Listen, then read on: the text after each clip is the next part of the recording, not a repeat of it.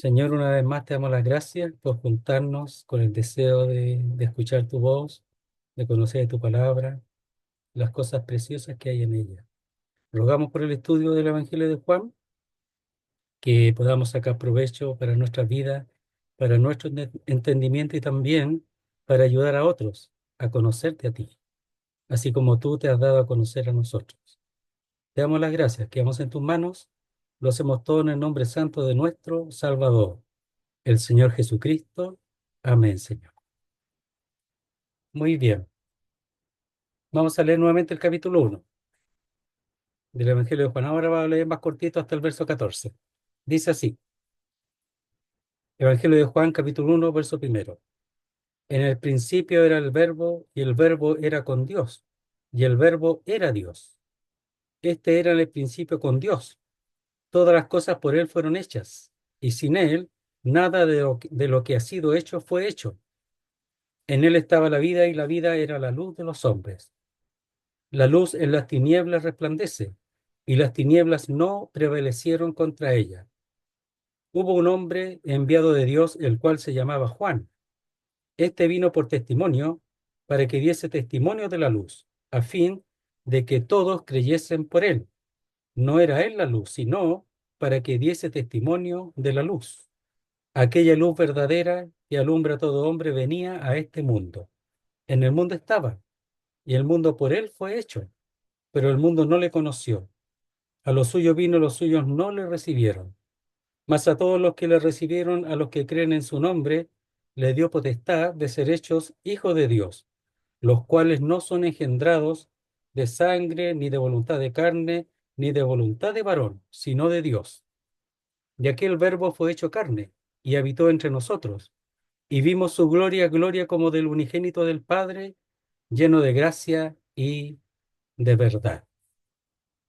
Hasta ahí nomás. Cuando dice vimos, en el fondo es que él es un testigo ocular, ¿ya? El que escribió. Por eso pensamos que es el apóstol Juan. Algunas cosas generales del Evangelio de Juan antes de continuar con el texto del versículo primero todavía estamos. Es que se divide es el libro llamado el Evangelio o el libro de las siete señales, es decir, siete señales, milagros que el Señor hizo. Y ahí cuando vayamos viendo las señales hay que ver la división. Ahora, estas siete señales fueron hechas antes que el Señor fuera definitivamente rechazado, hasta el capítulo 11. En el 12 se desarrolla o se manifiesta el rechazo, y del capítulo 13 al 17, en un sentido, él se está despidiendo de los discípulos, de los apóstoles, pero con otro tema sublime también, allí del 13 al 17, terminando con la oración llamada sacerdotal. Luego del 18 en adelante, sa- eh, saliendo de la reunión de la comida en el aposento alto, se puede decir entregado o recibido en un sentido por aquellos que le tomaron y le llevaron para primeramente escarnecerlo y luego crucificarlo. Las siete señales son la boda de Caná, ¿verdad? El cambio, la transformación del agua al vino en la boda de Caná, capítulo 2. El capítulo 4, la sanidad de la hija de un noble. En el capítulo 5, la sanidad del paralítico.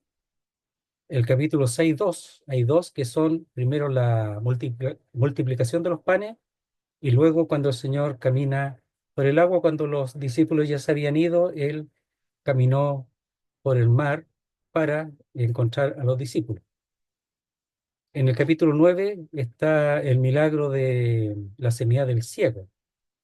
Y en el 11 tenemos la gran señal de la resurrección de Lázaro, habiendo muerto y estando ya pasado los 3 días, eh, que según los judíos, según su entendimiento, su práctica, después de los 3 días ya entra a la corrupción el cuerpo de la persona que ha muerto.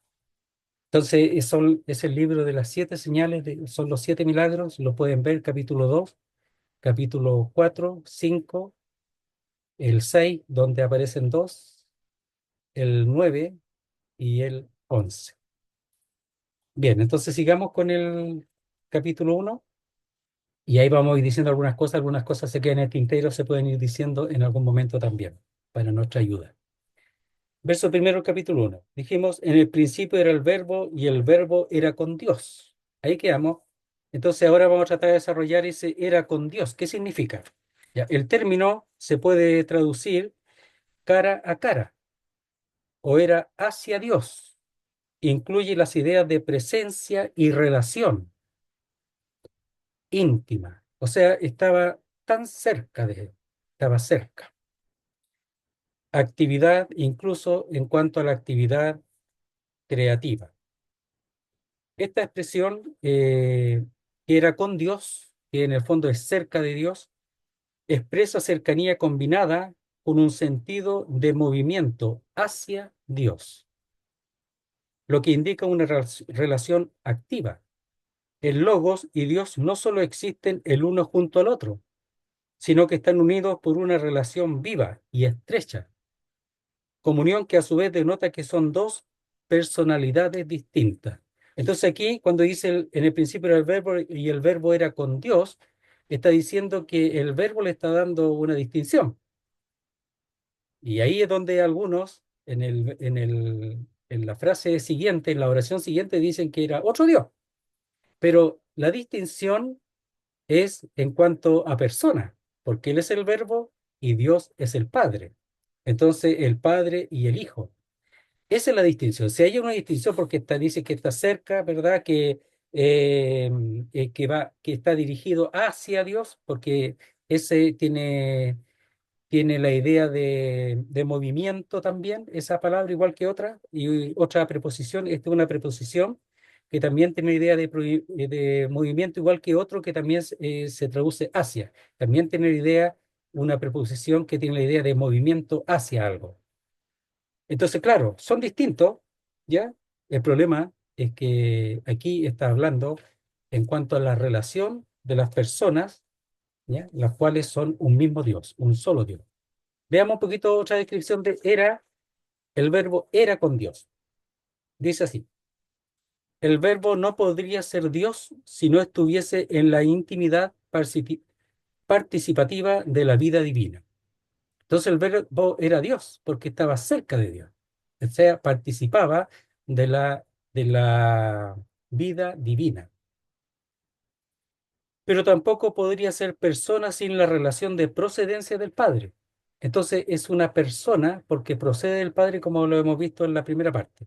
Es decir, el Padre vive como persona de decir la palabra.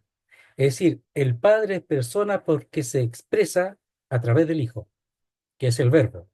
Y el Verbo vive del Padre que lo expresa. Es decir, el Verbo, que es el Hijo, vive del Padre porque el Verbo es el que lo expresa. Y expresándolo, el Padre lo engendra, lo que hemos dicho también. Esto debe entenderse claramente que el verbo engendrar, en este sentido, no tiene que ver con origen, sino con procedencia y relación. Por todo esto, el apóstol podrá decir en otro de sus escritos, todo aquel que niega al Hijo, tampoco tiene al Padre, en primera de Juan. Si no hay el verbo, tampoco puede haber el Padre que lo expresa. Claro, porque el verbo es lo que se dice. Pero si no está el ente que lo expresa, entonces no puede existir el verbo. Entonces el verbo existe porque hay un ente que lo expresa, y en este caso es el Padre, porque Él es el verbo, pero es el Hijo. Entonces el verbo que lo expresa, porque en este caso es el Hijo, pero se le menciona como el verbo porque tiene la idea de el hecho de que el Hijo, como el verbo, lo expresa. Por tanto, la existencia de uno está ligada a la del otro. Esta relación de comunión no es opcional, sino real y vital. O sea, si no existe esa relación, no hay nada. En la que el uno no puede existirse en el otro. Miren, imagínense la relación que hay entre ellos, en ellos. De otra forma, el verbo está con Dios, en sentido de relación, junto a Dios. Como expresa ahí la preposición es pros, ¿ya? como está en la mente, como está en la mente una palabra.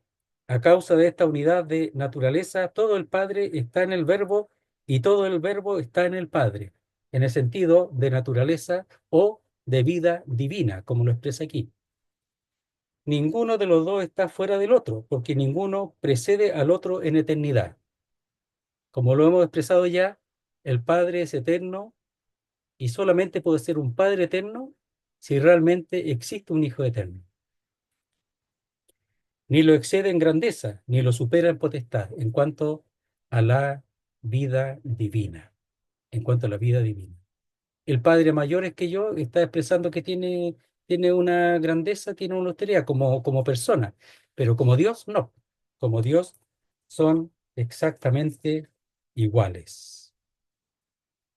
Entonces, y el verbo era con Dios, expresa que estaba allí cerca de Dios por causa de esa, tiene una relación por causa del hecho de que el uno no puede existir sin el otro.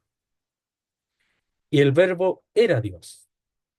Veamos una descripción y después vemos la parte gramatical, algo que nos pueda ayudar. Dice, lo que Dios era, el verbo lo era. Es decir, y el verbo era Dios. El verbo pertenece a la misma esfera de existencia que la de Dios. En el original, en realidad, se lee distinto, ¿ah? Primero aparece lo que vamos a llamarle el predicado y después el sujeto.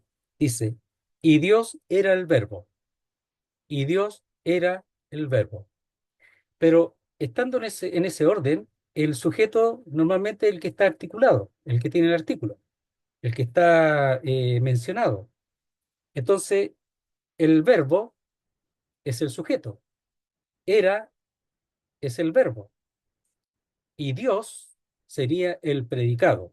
Y el predicado es lo que se dice del verbo, del sujeto. El predicado es aquello que se expresa del sujeto o de la proposición que está ahí expresada. Entonces, lo que dice que el sujeto es Dios. Ahora, no tiene artículo, porque si tuviera artículo diría así, y el verbo era el Dios.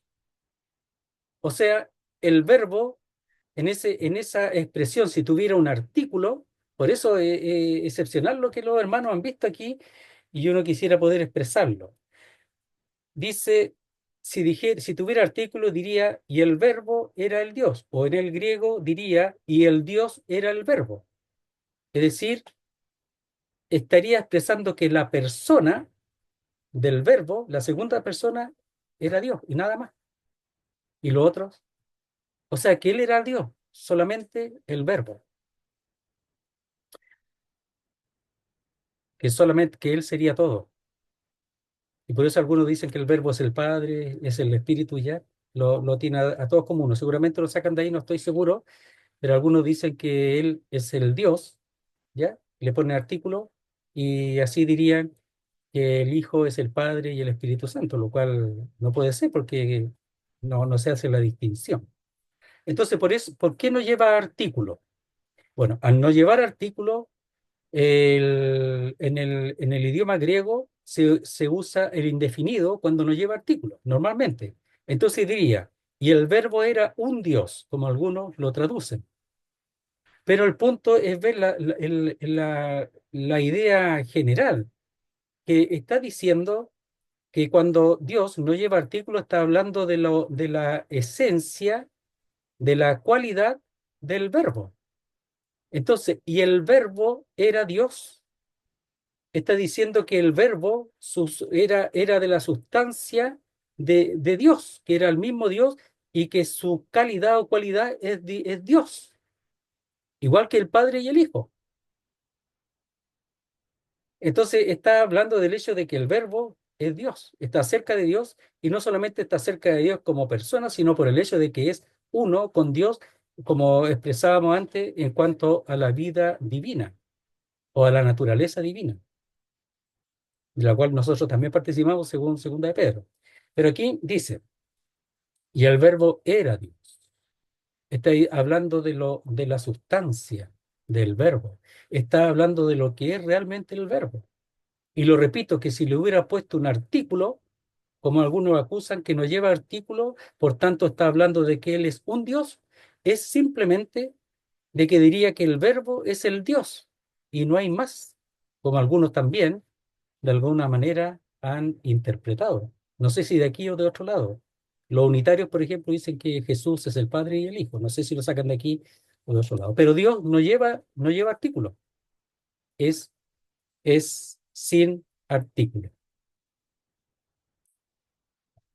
Veamos un poquito en cuanto a el hecho de que el verbo era, era Dios. Hay un término que lo voy a expresar, ¿ya? Que se llama la homucía. La homucía está hablando del hecho de la sustancia, pero más que eso, la homucía está hablando que el Padre, el Hijo y el Espíritu Santo son consustanciales, o sea que ellos participan de la misma sustancia. Entonces, el Hijo y el Padre, dice, en el tiempo vino a estar con el hombre, el verbo entró a la historia, pero no tuvo principio. Bueno, ahí está diciendo el hecho de que siendo sustancial, siendo Dios, ¿verdad? En el tiempo, el Señor en su sabiduría se expresó hacia lo exterior para manifestarse al hombre. Pero la consustancialidad, que es la homousía, es el hecho de que ellos, el Padre, el Hijo y el Espíritu Santo, son de una misma sustancia. Y el verbo era Dios, es que era de la misma sustancia del Padre y del Espíritu Santo. Eso está diciendo. Voy a leer aquí un asunto que vio un caballero, ¿ah? Un señor, no sé si es creyente o se convirtió después, o no se convirtió, no lo sé. Dice, en cuanto al Dios Trino, un científico que creó el blindaje de las cápsulas espaciales, no sé si sería norteamericano o ruso, no lo sé, dijo, ¿sabe que este universo está compuesto de solo tres cosas? Creo que Dios ha dejado sus huellas dactilares sobre todo. La Trinidad se encuentra en todas partes. Él que miraba el espacio, ¿verdad? Y era uno de los que creó el blindaje para las cápsulas porque el paso a la atmósfera era terrible porque si ellos no hacían un blindaje adecuado, se destruía y se quemaba todo. Y por la velocidad que llevaba también y por el choque con la atmósfera. Tres cosas, mire cómo lo desarrolla él. Tiempo, en tres cosas, pasado, presente y futuro. El espacio, en tres cosas: el largo, el ancho y el alto, como ellos lo definen. Y la materia, en tres cosas: la energía, el movimiento y el cambio fenómeno, que podemos decir que es la transformación de la materia, que nunca hay más ni menos materia, pero sí se transforma. ¿Ya? Entonces él, este caballero, en su estudio, en su mirada constante, se daba cuenta que el universo marcaba tres cosas siempre y que él dice que Dios pareciera que dejó su marca en cuanto al hecho que es un solo Dios, pero manifiesto en tres personas. Sabemos que en el principio, como decía Liliana, en Génesis, habla del hecho de la obra del Padre, del Hijo y del Espíritu Santo. El Padre creó todas las cosas en el Hijo y por el Hijo, y el Espíritu Santo estaba allí, ¿verdad? Revoloteando, dice, sobre la base del mar, del agua. Versículo 2. Este era en el principio con Dios. Entonces, aquí está diciendo que él estaba cara a cara con Dios. Pero más que eso, está fortaleciendo el hecho del origen, que él tiene un origen eterno, porque eternamente estaba con Dios. Ahora, este principio, si es el mismo del versículo 1, es el principio eterno. Ahora, si este principio, podríamos decir, es el principio de la creación, está como encabezando el versículo 3. Podría ser porque es un texto difícil, pero podríamos pensar que el versículo 2, ¿ya? Podría ser que está hablando de la creación y que cuando Dios estaba creando la sabiduría, el proverbio, estaba allí también, creando también. Entonces dice, este era el principio con Dios. Puede ser el origen eterno, confirmándolo. Podríamos pensar, porque la palabra es la misma, que podría ser el principio de la creación de todas las cosas. Verso 3. Todas las cosas por Él fueron hechas, y sin Él nada de lo que ha sido hecho fue hecho. Es decir, la creación existe porque existe Él. Es decir, si el verbo no existiera, no existiría nada. Entonces, todo lo que Él hace, lo hace, lo hace porque por el hecho del Padre. El Padre está detrás de todo, pero el Padre es el Padre que está detrás, pero el Hijo es el que lleva a cabo, ¿verdad?, el ejercicio de la voluntad del Padre. Entonces, todas las cosas por Él fueron hechas, y sin Él nada de lo que ha sido hecho fue hecho. Y cuando dice nada, es nada, absolutamente nada. Veamos Colosenses primero, 1:16. Colosenses 1, del 15 en adelante. 1:15, Colosenses 1:15, dice así. Él es la imagen del Dios invisible, el primogénito de toda creación. Y cuando dice el primogénito de toda creación, no significa que es el primero creado, sino que, dos cosas, es aquel a quien le pertenece el derecho y la dignidad de primogénito en relación a toda la criatura, o sea, él está sobre toda la creación. Y además, él antecede a todo, tanto en tiempo como en rango. O sea, él antecede a toda la creación en el tiempo, porque de él procede la creación, y también en rango porque él es superior. Entonces, siempre el primogénito tenía todos los derechos. En cuanto al nacimiento de los hijos, tenía todos los derechos. El primero, el primogénito. Pero aquí, igual, tiene los derechos, etcétera, la honra, pero siendo él increado, de él ha salido todo lo demás.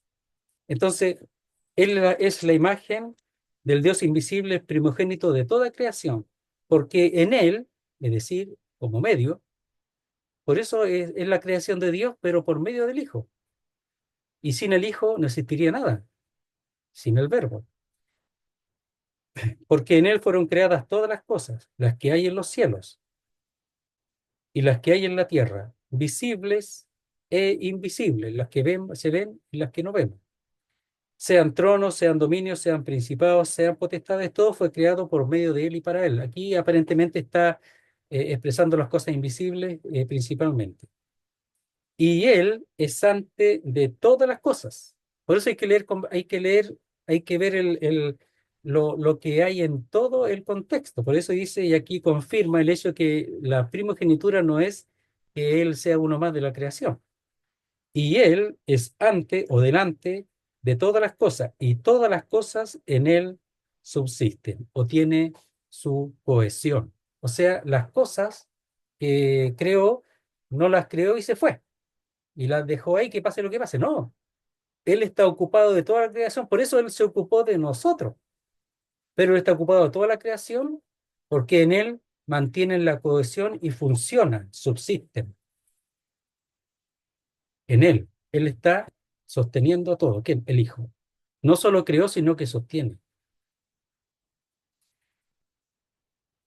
Veamos otros textos que son, veamos Isaías 102:25. Aquí habla de que es Dios, pero en el fondo sabemos que es Dios creando a través del Hijo. Solamente para que lo tengan, para que lo anoten también. Salmo 102:25. Dice así. Desde el principio tú fundaste la tierra y los cielos son obra de tus manos. ¿Quién lo hizo? Dios. Para aquellos también que no creen que Dios, o pueden pensar que Dios no hizo todas las cosas, aquí está expresando desde el principio que Dios creó todas las cosas, incluso al hombre, y está en el capítulo primero del Génesis. Podemos ver Isaías 42:5. Isaías 42:5. Dice así: Así dice Jehová, Jehová Dios, creador de los cielos y el que los despliega. O sea, los crea y los despliega. El que extiende la tierra y sus productos. Es como si cuando uno está armando una maqueta, algo así, ya empieza a armarlo y a ordenarlo. El que da aliento al pueblo que mora sobre ella y espíritu a los que por ella andan. Da vida a las cosas y a las personas. El último, 45:18. Para no ver tantos textos, 45:18 dice de Isaías: Porque así dijo Jehová, que creó los cielos. Él es Dios, el que formó la tierra, el que la hizo y la compuso. Eh, Expresando el verso 2 del capítulo 1 de Génesis. No la creó en vano, para que fuese habitada la creó. Y va a ser habitada siempre, ¿ah? O sea, no significa que cuando haya un juicio, la tierra va a desaparecer, la tierra va a ser purificada, pero siempre va a haber habitación en la tierra. Para eso la hizo, para que la habitara. Nosotros vamos a estar en el cielo y en la tierra los creyentes, vamos a estar en nuestro hogar en el cielo, pero vamos a estar también en la tierra y gobernando junto con los otros. Dice, verso 18 del capítulo 45: Porque así dijo Jehová, que creó los cielos. Él es Dios, el que formó la tierra, el que la hizo y la compuso. No la creó en vano, para que fuese habitada la creó. Yo soy Jehová y no hay otro. Claro, probablemente aquí habla de la tierra creada en general, pero tal vez particularmente está hablando de la tierra prometida a los israelitas. En el fondo, y es así, además tenemos que pensar que el Señor iba a permitir que la tierra de Israel, eh, prometida a Israel, iba a ser ocupada. Por tanto, la existencia del pueblo de Dios tenía que mantenerse, tenía que asegurarse. Y él asegurará hasta el principio la existencia de su pueblo. No desaparecerá, no será destruido. Todas las cosas por él fueron hechas. Y cuando dice todas las cosas, dice que está hablando de una y cada una de las cosas. Una y cada una de las cosas. Dice, aquí es el neutro, es decir, da la idea de la totalidad de las cosas. Entonces, una y cada una de las cosas y es neutro.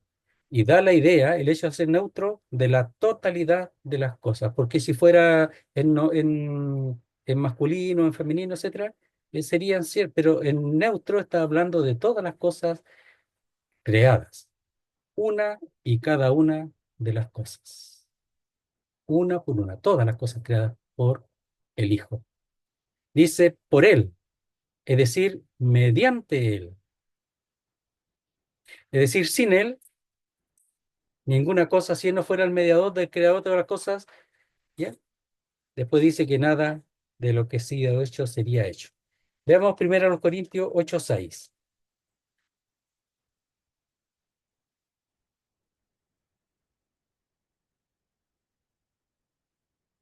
Primero a los Corintios 8:6, en cuanto a la mediación del Hijo como creador. Dice, para nosotros, sin embargo, solo hay un Dios, el Padre, del cual proceden todas las cosas, y nosotros somos para Él. Y un Señor, Jesucristo, el cual también es Dios, según hemos visto en Juan.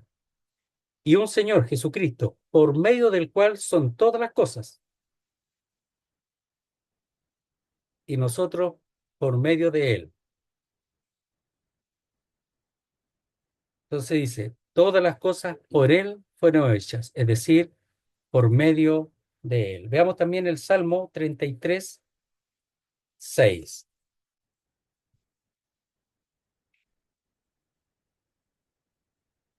Dice así,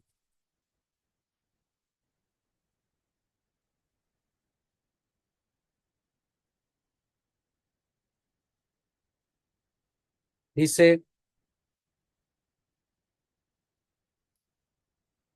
por la palabra de Jehová fueron hechos los cielos y todo el ejército de ellos por el aliento de su boca. Y Isaías 55:11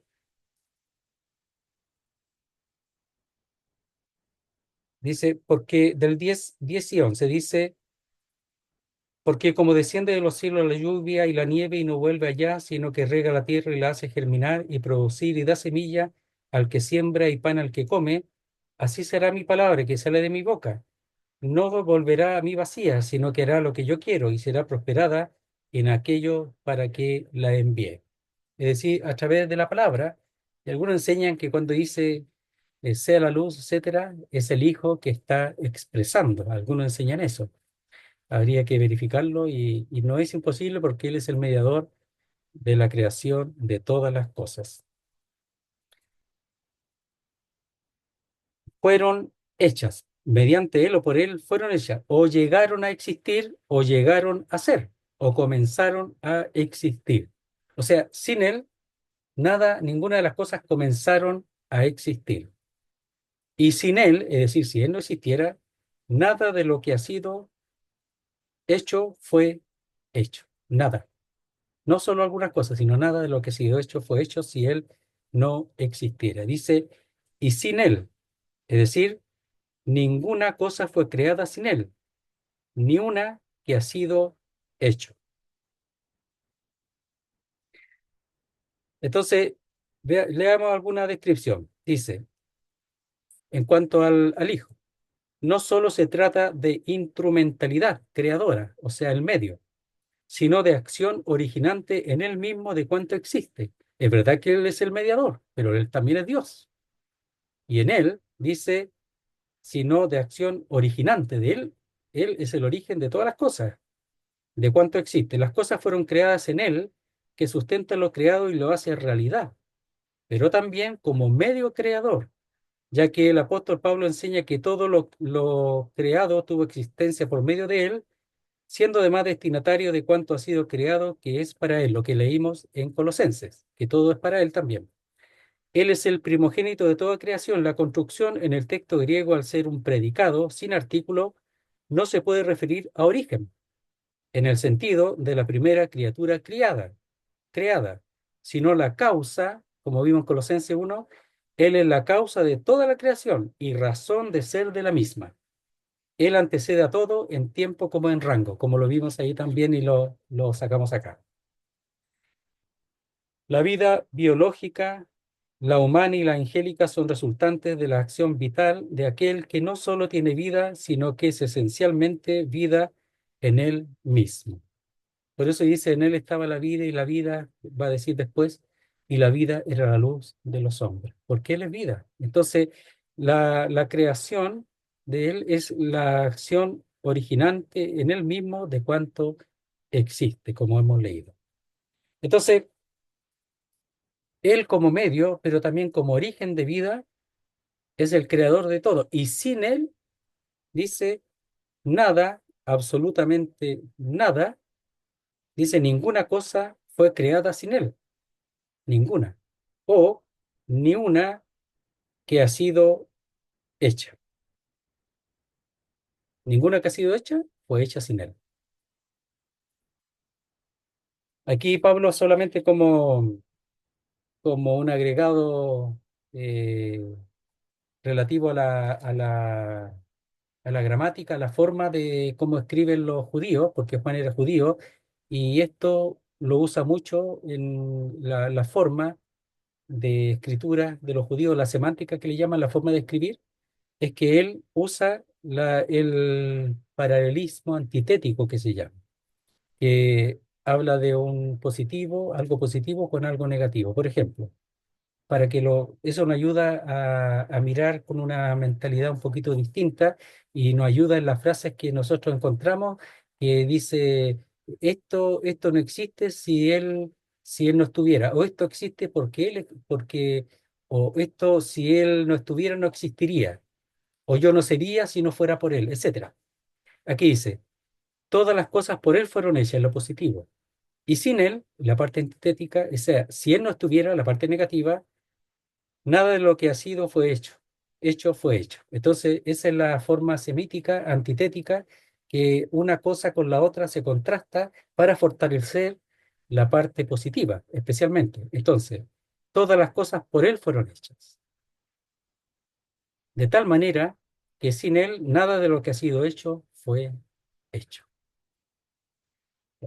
Verso 4. En Él estaba la vida.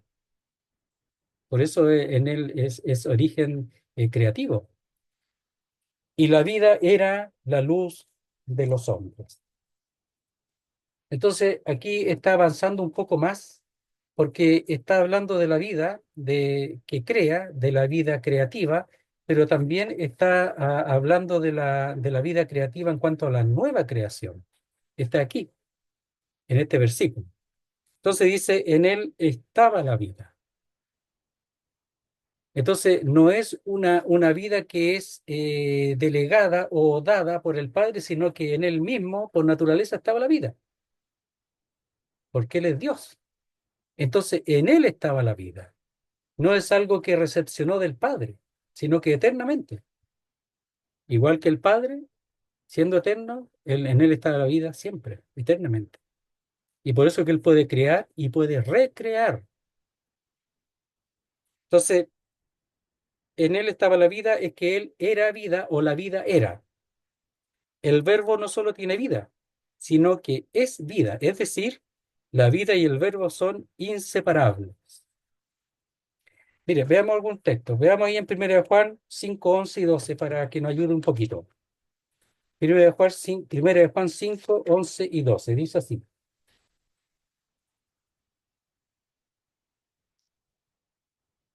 Dice, y este es el testimonio que Dios nos ha dado vida eterna, y esta vida está en su Hijo. El que tiene al Hijo tiene la vida. El que no tiene al Hijo de Dios no tiene la vida. ¿Por qué? Porque en él estaba la vida. Otra vez lo leo. Y este es el testimonio que Dios nos ha dado vida eterna, y esta vida está en su Hijo, como existencia. El que tiene al Hijo tiene la vida. Es decir, el que tiene al Hijo tiene la vida porque en el Hijo existe la vida. El que no tiene al Hijo de Dios no tiene la vida. Miren, a propósito de darnos unos datos, dice que la palabra vida eterna, que a propósito de lo que leímos en 1 Juan, aparece 85 veces en Juan y solamente 12 veces en los otros tres libros de los otros tres evangelios y 35 en Juan. También como dato, la palabra fe no aparece en Juan, solo en los otros libros, la palabra fe. Pero la palabra creer como verbo aparece más de 100 veces y solo 40 en, en los otros libros, los otros tres evangelios.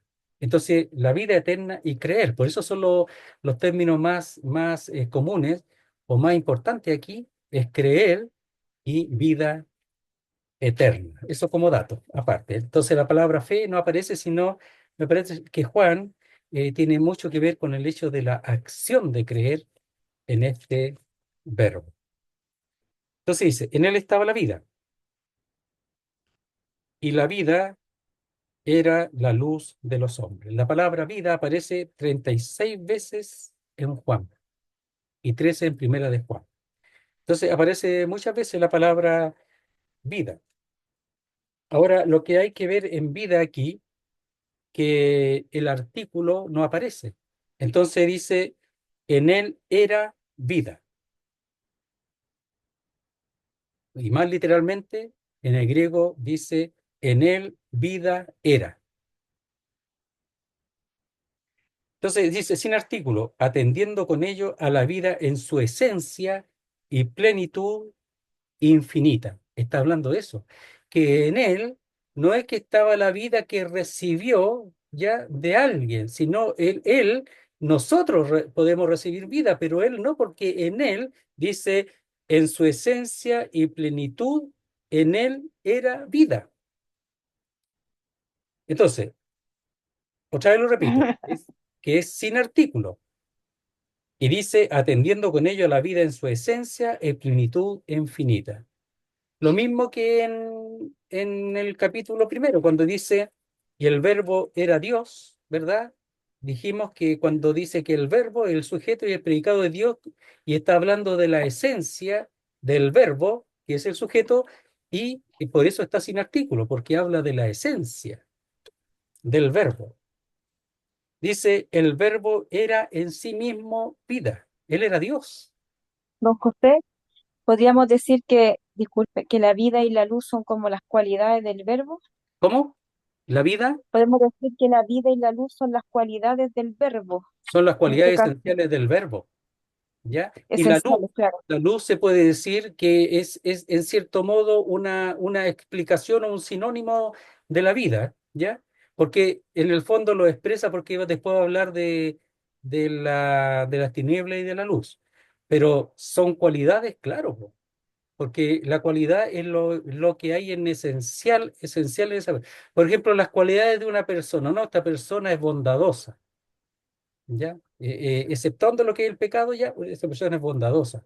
Esta persona es mala. Esta persona es mentirosa. O sea, toda su vida miente, todo es mentira. Nadie le puede creer. Y si es una verdad, nadie le cree tampoco.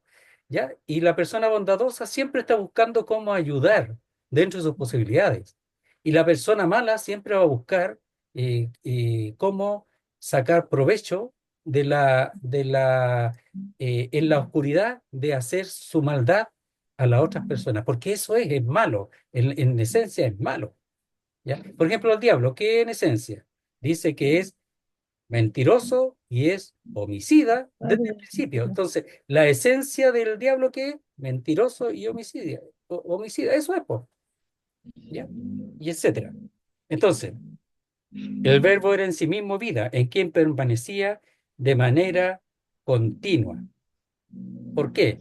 Porque nuevamente la palabra era, que es imperfecto, que hemos dicho que es lo que es ya en el tiempo, en el pasado, lo que es en el pasado, su forma de existencia en el pasado, pero que también se manifiesta en el presente, pero nuevamente vamos al hecho de la eternidad, que lo vimos en el verso primero. Entonces, eternamente era vida. Mire, veamos en este mismo libro en el 5:26.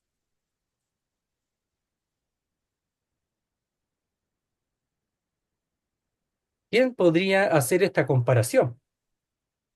Juan 5:26.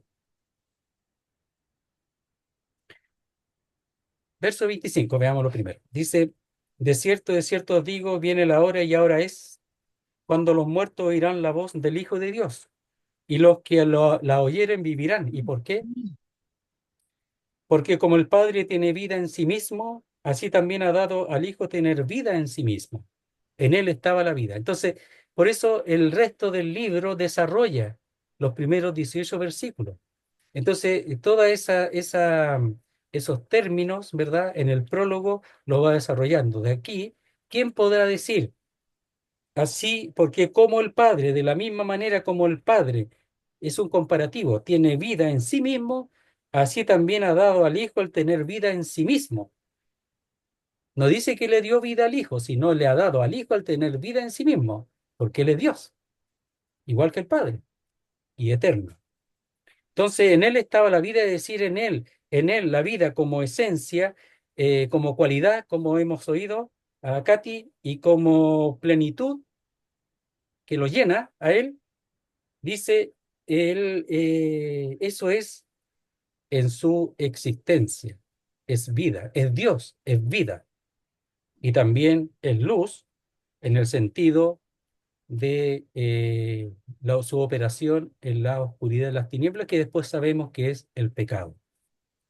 Entonces, pero dice de los hombres. Entonces él ahora viene hacia acá abajo, viene hacia los hombres, viene en un sentido, viene acercándose a los hombres. Entonces tenemos la inmanencia que es Dios que está allá como Dios eterno, lo repito para que nos acordemos, como un solo Dios inmutable, que no cambia, que no varía, y ahora en su expresión externa, ¿verdad?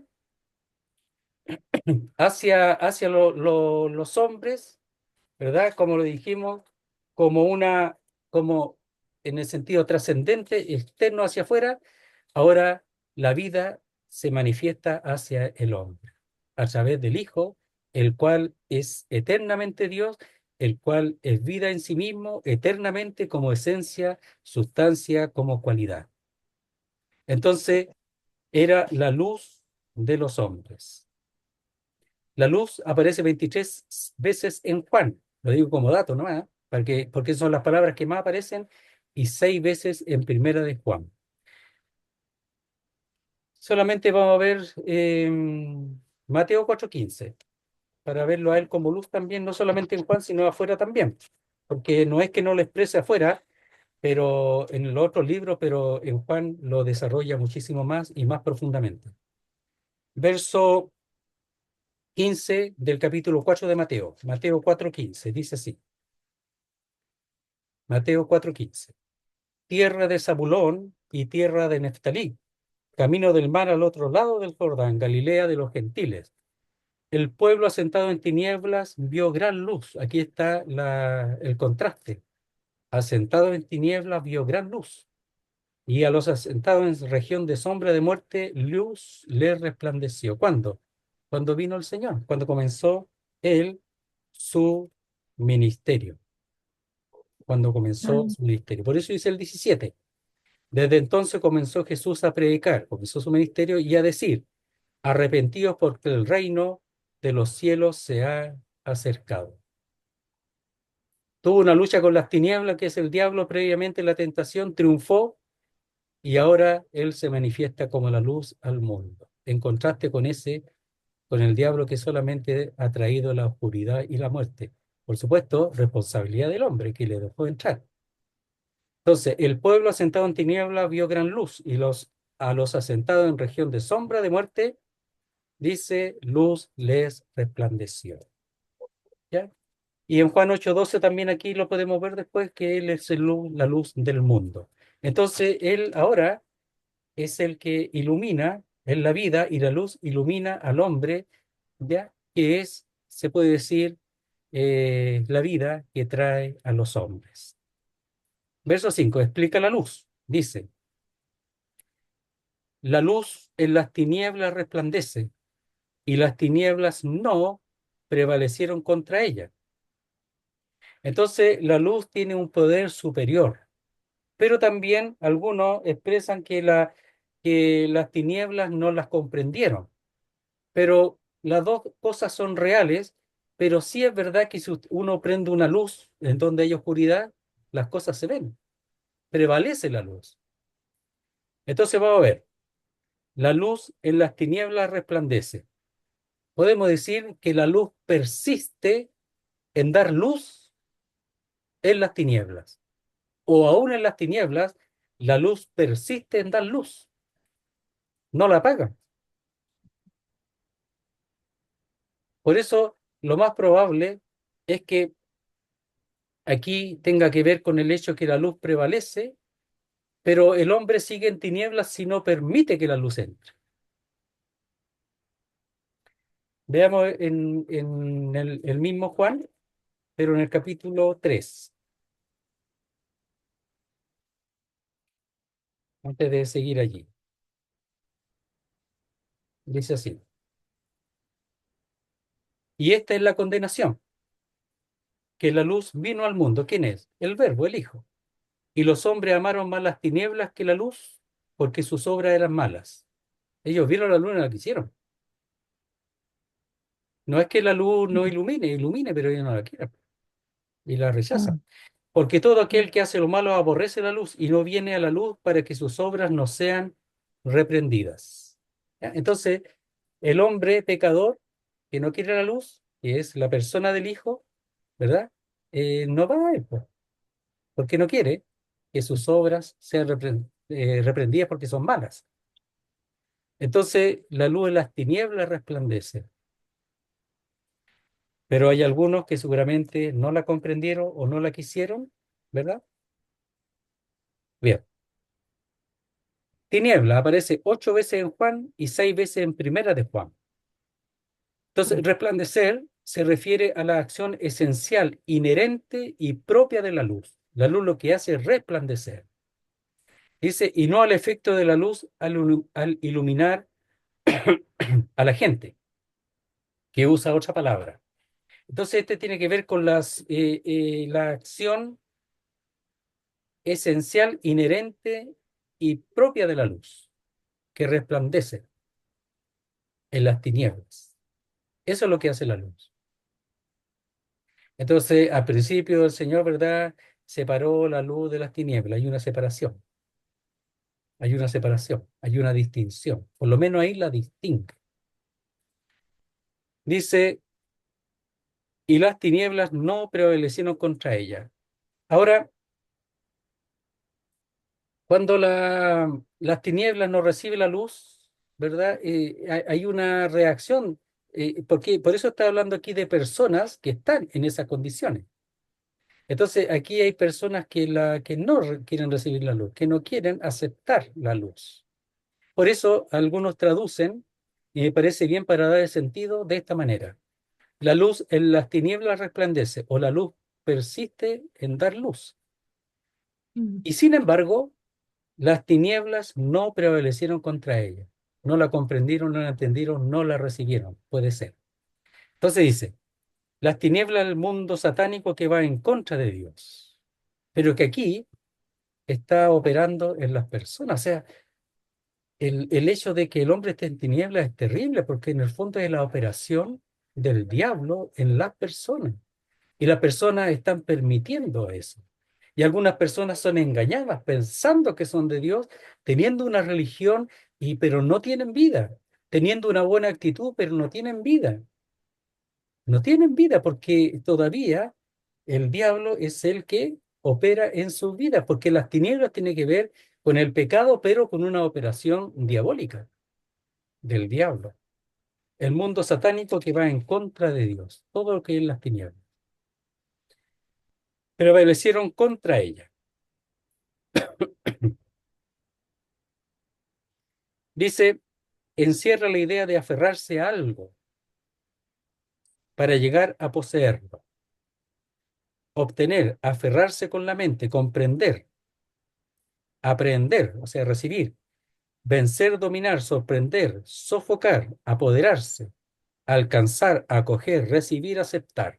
O sea, no la recibieron, no se aferraron a ella, no la obtuvieron, no la poseyeron, no se aferraron con la mente a esa idea de la luz. 1 Corintios 9:24.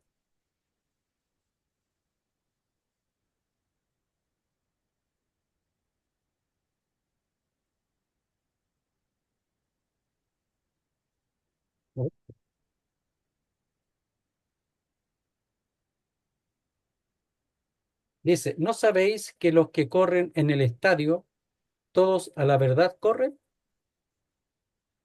Todos los que están participando. Porque el primer Corintios está hablando de los creyentes que participan en cuanto a la vida cristiana y a todo lo que tiene que ver con el servicio.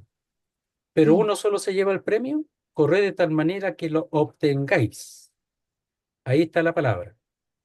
Corred de tal manera que lo obtengáis. O sea, obtener el premio. Aquí no quieren obtener, no quieren la luz, no la quieren, no hacen ningún esfuerzo por tener la luz. Entonces uno predica, el Evangelio vino, el Señor vino y no quieren la luz, no quieren obtener la luz, no lo quieren, la rechazan. Mm. Esa es la idea. Y aquí mismo en Juan 12:35,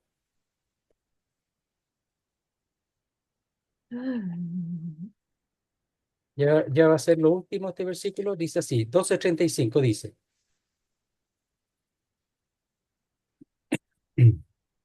entonces Jesús les dijo, aún por un poco está la luz entre vosotros. Andad entre tanto que tenéis luz, para que no os sorprenda las tinieblas. Porque el que anda en tinieblas no sabe a dónde va. Entonces ahí, cuando dice, para que no os sorprendan, ¿ya? Las tinieblas, ahí está la palabra, para que no os atrapen, os tomen para sí las tinieblas. ¿Ya? Esa es la idea. Mm. Entonces, aprehender, ¿ya? Que las tinieblas no lo tomen a ellos y los tomen y los obtengan, como ahí en 1 Corintios, y aprender como aquí en Juan. Entonces, no la aprendieron, no la obtuvieron, se aferraron a eso, no la poseyeron. Esa es la palabra. Entonces, la luz en las tinieblas resplandece y las tinieblas no quieren la luz, quieren seguir en Mm. las tinieblas. Ya. Efesios 5:8, el último texto. Ahora sí, ¿eh? El último texto. Efesios 5:8. Ya estamos en la hora. Dice así. En cuanto a nosotros, dice, porque en otro tiempo eras tinieblas, mas ahora soy luz en el Señor. ¿Cómo ocurrió eso? ¿No es cierto? Entonces, en él estaba la vida y la vida era la luz de los hombres, ¿ya? En él estaba la vida y la vida era la luz de los hombres, eternamente. La luz en las tinieblas resplandece. Dice, porque en otro tiempo eras tinieblas, mas ahora soy luz en el Señor. Entonces, la luz resplandeció en nuestras tinieblas. La luz resplandece en las tinieblas del hombre, en el pecado. La palabra de Dios, y que es donde se manifiesta el verbo de Dios, porque Él es la vida, Él es la luz, se manifiesta en las tinieblas del hombre, en el pecado, y esto ilumina. Y cuando uno la recibe, ¿verdad? Cuando uno la obtiene, cuando uno se aferra, cuando uno la posee, la luz, quiere poseerla, la luz, y la recibe, y no la rechaza, la luz entra y se manifiesta y permanece por medio de la fe, que es lo que vamos a ver después. Entonces dice, porque en otro tiempo erais tinieblas, mas ahora soy luz en el Señor. Y ahí le exhorta a andar como hijos de luz, porque siendo luz uno podría no andar como hijo de luz, porque todavía el pecado tiene su deseo de controlar, pero esa persona que al recibir la luz ahora tiene vida y vida eterna. Entonces, la luz en las tinieblas resplandece. Eso hay que creerlo, hay que entenderlo, lo entendemos. Porque prendemos una luz o un fuego donde hay oscuridad y ahora vemos. Estábamos ciegos, como en Juan 9, y ahora vemos. Son abiertos los ojos, ahora hay luz, vemos. Dice, y las tinieblas no prevalecieron contra ella, no la recibieron, no la comprendieron, pero en realidad es que no quieren la luz, quieren seguir en las tinieblas.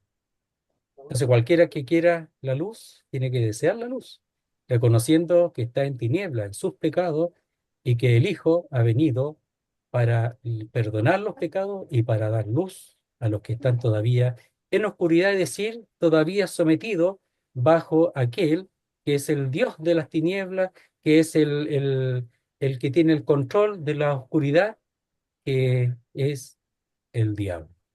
Y solamente el Hijo de Dios puede librarle por causa del amor del Padre y el amor del mismo Hijo. Muy bien, hasta aquí vamos a llegar ahora con el estudio. Vamos a orar al Señor, Dios mediante, para continuar en otra ocasión. Oremos al Señor. Nuestro Dios y nuestro Padre, queremos darte las gracias por el Hijo, por tu Hijo bendito, por el Verbo. Te damos las gracias a ti por tu Hijo, porque como dice tu palabra, en él estaba la vida y él era también la luz de los hombres. Era la luz de los hombres. Qué maravilloso pensar que esa luz ha venido para, para corregir, para librar de estas tinieblas tan espesas que habitan en nuestros corazones. Y los que hemos creído ahora han sido iluminados en nuestros corazones. Ahora estamos en la luz, somos hijos de luz y hemos de vivir como hijos de luz. Queremos darte las gracias y rogarte por aquellos que aún están en tinieblas, para que de a poco puedan ir reconociendo por este estudio y con tu ayuda a este que es la vida y la luz de los hombres, la necesidad de nuestras almas por causa de nuestro pecado. Te damos las gracias. Queremos quedar en tus manos, Señor. Y lo hacemos todo en el nombre santo de nuestro Salvador, el Señor Jesucristo. Amén, Señor. Muy bien. Muchas gracias, hermano, y a todos los amigos que en algún momento puedan ver estos estudios. Muchas gracias.